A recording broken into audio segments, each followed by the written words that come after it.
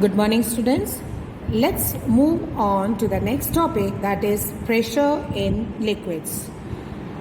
Liquids and gases together are called as fluids. So we will study about the pressure in the fluids.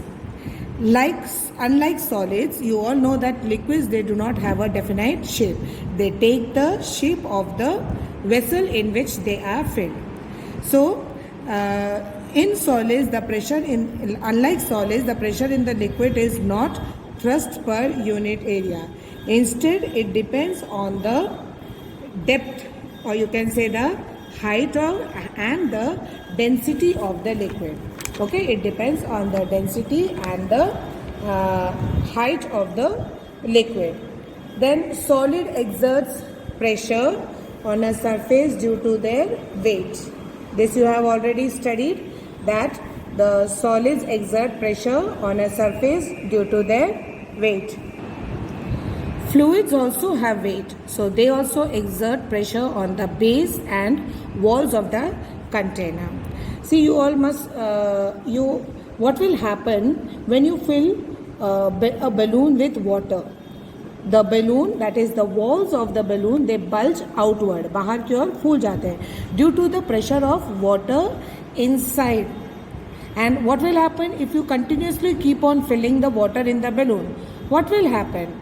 After some time, due to the pressure on the walls of these balloons, in balloons के walls में pressure exert होगा. So what will happen? After some time, this balloon will burst. So we can do one activity to understand the pressure exerted by the water. What you have to do, you have to take a glass test tube with open ends and balloon and water. You have to tie the balloon to the lower end of the test tube. Here you have tied it, and then you have to pour some water into it. What will happen? You will see that the rubber membrane of the balloon, it bulges out. Now keep on adding water to this test tube. What will happen? When you add more water, the balloon, it will bulge more. Then again, if you put some more water, again it will bulge more.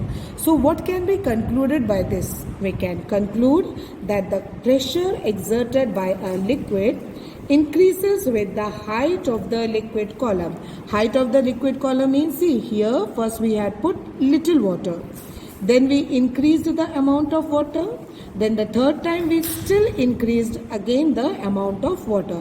So that means the height of the liquid column. ये जो liquid का column है, here you can see this, here it was little bit. Here the liquid column, that is the height of the liquid column, has increased. So the pressure exerted will also increase. So this is the first property of the pressure exerted by fluids. Okay, what is it? That the pressure exerted by a liquid increases with the height of the liquid column. Clear? Then we can do another activity to show the next property of pressure exerted by fluids. What you have to do? You have to take two test tubes, then thin rubber membranes or a balloon or any rubber membrane, mustard oil or a saturated salt solution, and water. You have to tie this rubber membrane to the lower end of both the tubes. Then in test tube A, that is the first test tube, you have to pour water. In the second test tube, either you can put mustard oil or you can put a saturated solution of salt. And you have to keep in mind that the height, that is the liquid column, is equal in both the cases. Now what will you observe? We will see that the rubber sheet bulges out more in the tube containing denser liquid, that is the column or the test tube in which we had filled mustard oil or saturated solution. So what does this prove? Again, this proves that the pressure exerted by a liquid depends upon the density of the liquid. Here, since this liquid has got more density, here it will bulge out more. So what can you make out? What can you conclude from these two activities? We can conclude that the pressure at a depth in the liquid depends on two factors. One is the height of the liquid column. That means the greater the height, the greater will be pressure. And the second is the density of the liquid. Again, greater the density, greater will be the pressure exerted. So we have seen now that just like solids, liquids also exert pressure. But unlike solids, liquid exert pressure not only at the bottom, but they also exert on the sides of the vessel in which they are filled.